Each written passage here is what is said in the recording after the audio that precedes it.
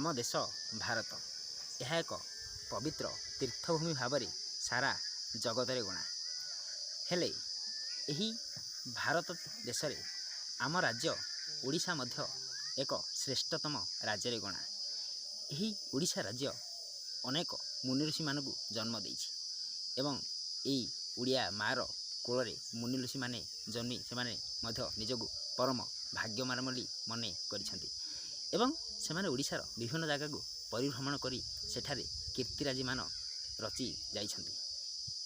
आमे आज एक सेभଳି स्थान को बुली जिबा जेउटा कि आम नयागढ़ जिल्लार बाहारझोला भाया एवं लंडाबादू ग्रामर साधु सन्त जगह आसतु सेठी बुली जिबा।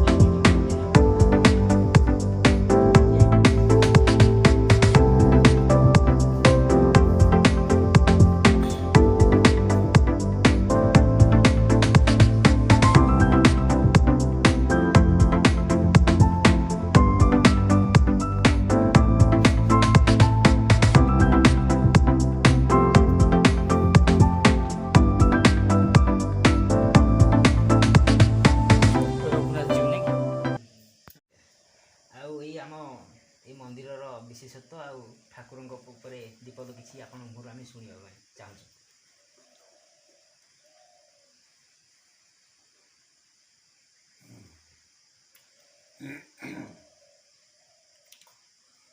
ତ କହିଲି ଓଡ଼ଗାଁ ରଘୁନାଥଙ୍କଠୁ ମୁଁ ପତ୍ରିକା ଆଣିକି ଏଠି ରାମନବମୀ କରୁଛି।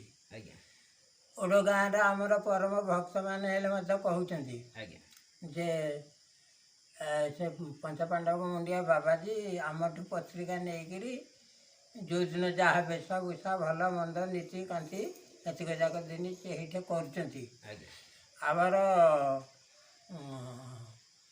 ଓଡ଼ଗାଁ ସାଗର ଆଜ୍ଞା ଯେଉଁ କରାହେଇଛି ଇଏ ତ ସେ 83-84 ବର୍ଷରେ ଇହ ଧାମ କଲେ। ଆମ ଘର କଥାଟା ମୁଁ କହୁଛି। ମୋ ବୋଉ ଆମର ଭାଇ ଭଉଣୀମାନଙ୍କୁ ସବୁକୁ କହିବ ଏଇ ଖଚକତା ପାଖରେ ଅହିଆ ଚୁଲି କରିବ। ଅହିଆ ଚୁଲି କରିକିରି କୁକୁଡ଼ା ହଉ ଅଣ୍ଡା ହଉ ଯାହା ହେଉଛି ହଉ ସେଇଠି ରାନ୍ଧିବ। ଘରକୁ ବାସନା ଆସିବନି। ଜାଣିଛ ଘରକୁ ବାସନା ଆସିବନି। ଆମେ ସେଇ ମାଉଁସ ଖାଇଲେ 7 ପୁରୁଷ ଲୋକ ପାଣି ପାଇବେନି। ତେଣୁକରି ହାଡ଼େ ରାନ୍ଧିବ ନା। ହଁ ହଉ ଠିକ୍ ଅଛି। ସେ ଖଚଗଦା ପାଖରେ ରାନ୍ଧିବେ ଅହିଆ ଚୁଲି କରିକିରି ସେଇଠି ଖାଇବେ ସେଇଠି ଲିପିବେ ଇଏ କରିକିରି ଯାଇକି ସଞ୍ଜ ଆସିକି ଘରକୁ ଆଇବେ। ସେ ବାସନା ଇଆଡ଼େ ଆଇବନି। ହେଲେ ଆଜିକାଲି କ'ଣ ହେଇଛି ଏଡ଼ିକିଟେ ଝିଅ ପିଲାଠୁ ପୁରୁଷ ପିଲା ଉଗେର ଅଧା ବୁଢ଼ୀ ସ୍ତ୍ରୀ ମା' ମାନେ ଅବିବାହିତା ଝିଅମାନେ ସମସ୍ତେ ଏମାନଙ୍କୁ ଏବେ ବର୍ତ୍ତମାନ ଆଖିରେ ମୁଁ ଦେଖୁଛି ଚିକେନ ମଟନ ଜିଅନ୍ତା କୁକୁଡ଼ା ମଲା କୁକୁଡ଼ା ମାଛ ଆଉ ଅଣ୍ଟୁନି ଖୋଳ ଅଣ୍ଟୁନି। ହେଲେ ସେତେବେଳେ ଆମ ମା' କହିଥିଲା ଯେ କୁକୁଡ଼ା ଆମେ ଖାଇବୁ ବୋଲେ 5 ପୁରୁଷ ପର୍ଯ୍ୟନ୍ତ ପିତୃ ଲୋକ ଉଦ୍ଧାର ହେଇପାରିବେନି। ଏବେ ଏମାନଙ୍କର ପିତୃ ଲୋକମାନେ ଉଦ୍ଧାର ହେଉଛନ୍ତି ତ ଏଇଆ କଥା। ତେଣୁକରି ଏବେ ତଡ଼ି ଘେରିକିରି ଚିକେନ ମଟନ ଖିଆ ଚାଲିଛି। ଯତ ଧର୍ମ ତତ ଯାଏ କର୍ମାନୁଯାୟୀ ଫଳ। ବାବାଙ୍କଠୁ ଜାଣିଲେ ଯେ କିଭଳି ଆମର ଆମିଷ ଭକ୍ଷଣ ଏଇଟା ଆମର ମନୁଷ୍ୟ ସମାଜ ପକ୍ଷେ ହିତକର ନୁହେଁ। ଯେ ଆଇଁଷ ଖାଇବା କଥା ଗୋଟେ ସାଧାରଣ ଭାବରେ ଭାବିଲେ ଦେଖନ୍ତୁ ଆମେ ଆଇଁଷ ଖାଇଲେ କ୍ଷଣିକ ସୁଖ ପାଇଲେ ହେଲେ ଏଇ କ୍ଷଣିକ ସୁଖ ପାଇଁ ଜଣେ ଜୀବନ ଦେଉଛି। ତେଣୁ ଏଇ କଥାଟା ଆମେ ଭାବିବା ଦରକାର। ଆଉ ଆମେ ବାବାଙ୍କଠୁ ବହୁତ କଥା ଜାଣିଲୁ ଆଉ ବହୁତ ଖୁସି ଲାଗୁଛି ଏଇ ସ୍ଥାନକୁ ଆସିଲୁ ଏବଂ ବାବାଙ୍କର ଦର୍ଶନ ପାଇଲୁ।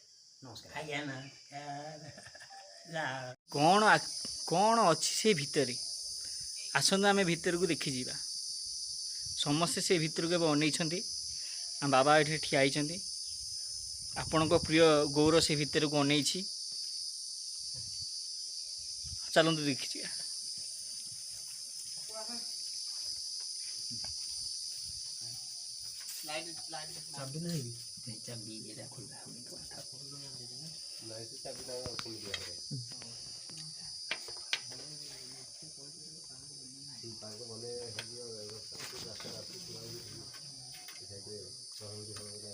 ଯୋଡ଼େ ମୋବାଇଲ ଆଲୁଅ ଲଗେଇ ଦେଇଛି କେତେ କ୍ଲିୟର ସବୁ ଦେଖେ। ଆକ୍ଚୁଆଲି ରହସ୍ୟ ଭିତରେ ଅଛି। ସେଥିଯୋଗୁଁ ବାବା କହୁଛନ୍ତି ସେ ଭିତରେ ଖୋଲା ହେବ ନାହିଁ।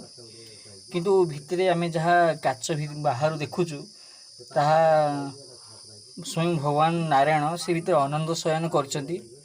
ପାଖରେ ମା ଲକ୍ଷ୍ମୀ